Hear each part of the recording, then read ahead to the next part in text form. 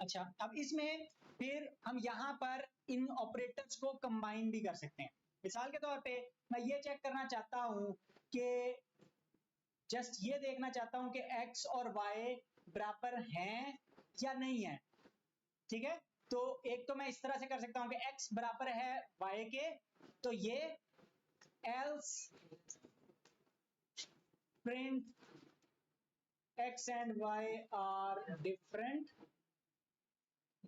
और यहां पे मैं कर सकता हूं x and y are same। ठीक है, कि x बराबर है y के, अगर वो इक्वल हो जाते हैं तो फिर x और y सेम कहेगा, वरना उन्हें डिफरेंट कहेगा। या फिर एक तरीका इसको करने का और हो सकता है, वो क्या है कि x लेस देन y और x ग्रेटर देन y, कि x छोटा है y से या बड़ा है y से, तो वही चीज जो हमने पहले देखी कंडीशन, तो उसको करने के लिए मैं यहां पे कह सकता हूं कि ये वाली लाइन जो है हमारी उठ के यहां पर आ जाएगी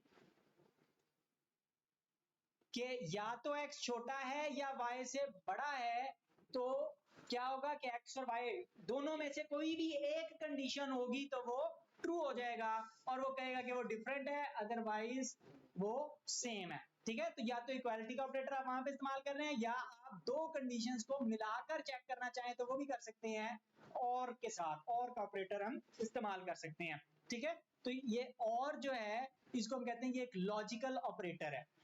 लॉजिकल ऑपरेटर का मतलब है कि वो ट्रू फॉल्स वाली कंडीशंस के साथ ये काम करता है। और हमने बात की थी कि ये इस तरह की चीजें जो हमने लिखी हुई होती हैं, ये दोनों या ये कंप्लीट, इसको हम इसके लिए लफ्ज इस्तेमाल करते हैं एक्सप्रेशन का। ठीक है, और एक्सप्रेशंस को पाइथन इवेल्युएट कर सकता है, और उनके बदले में ट्रू या फॉल्स या दो ऑप्शंस या वैल्यू जो भी आप अज्यूम कर रहे हैं वो सही है या गलत है, वो ट्रू या फॉल्स की फॉर्म में आउटपुट देता है। ये तो था कि आपके पास दो या तीन कंडीशन है। मिसाल के तौर पे वैल्यू छोटी हो सकती है, या वैल्यू बड़ी हो सकती है, या वैल्यू बराबर हो सकती है, चंद कंडीशन है। बाद सूरतों में आपके पास कंडीशन ज्यादा हो सकती हैं। ठीक है, मिसाल के तौर पे हम एक नया प्रोग्राम बना लेते हैं, कोड grades.py। ठीक है, और ये grades.py क्या करता है, ये आपका ग्रेड कैलकुलेट करता है आपके मार्क्स की बेस पे। ठीक है, और ग्रेड्स कौन कौन से हो सकते हैं, आपका A प्लस ग्रेड हो सकता है, A ग्रेड हो सकता है, B C D E F, काफी सारे हो सकते हैं। तो वो सिंपल दो तीन ऑप्शंस नहीं है, बल्कि मल्टीपल ऑप्शंस हैं। ठीक है, तो उस सूरत में हम कैसे करेंगे, हम यूजर से पहले तो हम इनपुट लेंगे x इज इक्वल टू, या हम कह लेते हैं marks is equal to input what are your marks, फिर हम इसको करते हैं इंट में कन्वर्ट। ठीक है, और अब हमने क्या करना है, अब हमने कंपैरिजंस करने हैं। क्या, if marks greater than or equal to 90 and marks equal to and less than 100, तो print you got A plus। ठीक है, 90 से ज्यादा है और 100 से लेस या उसके इक्वल है, तो आपका ग्रेड कौन सा बनता है, A प्लस ग्रेड बनता है।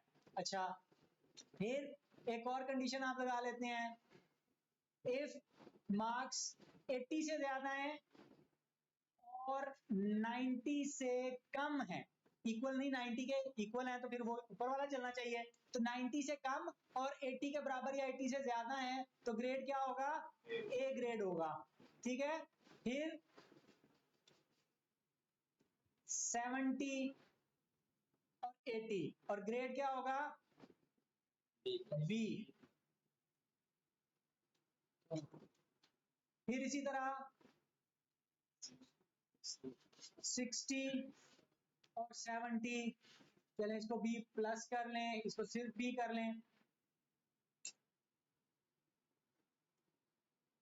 फिर 50 और 60, ये कितना हो गया, सी हो गया, सी प्लस तो नहीं होता मेरा ख्याल, जो भी आप रखना चाहें, यू गेट द आइडिया कि हम कर क्या रहे हैं, ठीक है। तो ये हो गया डी, और अब इसको हम कर देते हैं इफ मार्क्स लेस देन 40, तो फिर क्या करें, प्रिंट यू आर फेल, ठीक हो गया जी। तो एक सिंपल सा हमने प्रोग्राम बना लिया जो आपके मार्क्स की बेस पे आपका ग्रेड बताता है कि क्या है, ठीक है। तो अब हम इसको रन करके देखते हैं। अब यहाँ पे हम क्या करेंगे, Python grades.py, what are your marks, let's say मैंने बड़ी मेहनत की, मैंने मार्क्स ले लिए 100 आउट ऑफ 100, तो उसने कहा कि आपको A प्लस है। अगर नेक्स्ट टाइम मैं उतनी मेहनत नहीं कर सका, मेरे सिर्फ 95 आए, तो अभी भी लेकिन मेरा ग्रेड मेंटेन है। अगर अगली दफा मैं जनाब सोया पड़ा था, तैयारी नहीं की, मेरे 81 मार्क्स थे, तो इस दफा A आ गया, ठीक है। अगर मैंने बिल्कुल ही लापरवाही दिखाई और मैंने 60 मार्क्स ले लिए, तो मेरा ग्रेड B हो गया। अगर मैंने टेस्ट देने ही नहीं, तशरीफ ही नहीं लेके गया, तो मैं फेल हो गया, ठीक है। तो वो हमारा लॉजिक जो है वो काम कर रहा है, वो उसको चला रहा है। लेकिन अब देखें कि हो क्या रहा है, कोड को एक दफा दोबारा ध्यान से देखें। यहाँ पर क्या हो रहा है, यहाँ पर ये हो रहा है कि वो चेक करता है कि मार्क्स 90 और 100 की रेंज में है, अगर है तो ये आउटपुट करे। क्या कोड उसके बाद रुक जाता है? नहीं, वो अगली लाइन को इवैल्यूएट करता है, वो फिर अगली लाइन को इवैल्यूएट करता है, और वो बिला वजह इन सारी लाइंस को इवैल्यूएट कर रहा है। तो हमें क्या करना चाहिए, यहाँ पर पिछले नॉलेज की बुनियाद पर एलिफ लगाते चाहिए सारे,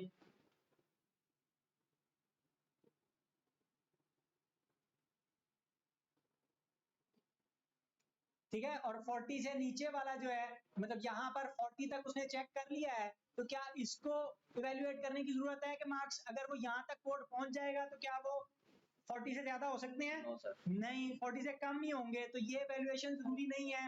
और एलिफ की जगह पे क्या इस्तेमाल होगा, एल्स होगा, और वो ऑटोमेटिकली कह देगा कि आप फेल हैं अगर आपका नंबर 100 से 40 से नीचे है, ठीक है। अच्छा, क्या मैं इसको फर्दर सिंप्लीफाई कर सकता हूं?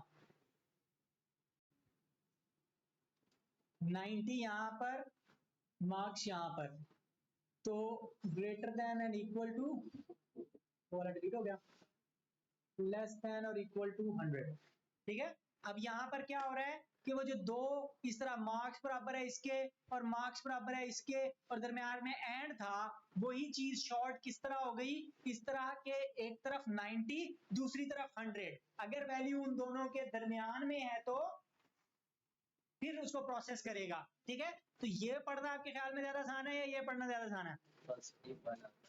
पहला वाला कोड शॉर्ट है और आसानी के साथ आपको समझ आ जाती है कहानी क्या हो रही है, ठीक है। अगली वाली लाइंस को भी हम इसी तरह से सिंप्लीफाई कर सकते हैं। तो पाइथन के अंदर वो कोशिश ये कर रहे होते हैं कि चीजों को सिंप्लीफाई जितना सिंपल अल्फाज में लिखा जा सकता है उतनी सिंपल तरीन लैंग्वेज के अंदर लिखा जाए, ताकि आपको शॉर्ट कोड हो, आपको बहुत ज्यादा टाइम ना लगे समझने में, आपको देखते साथ आइडिया हो जाए कि कहानी क्या चल रही है।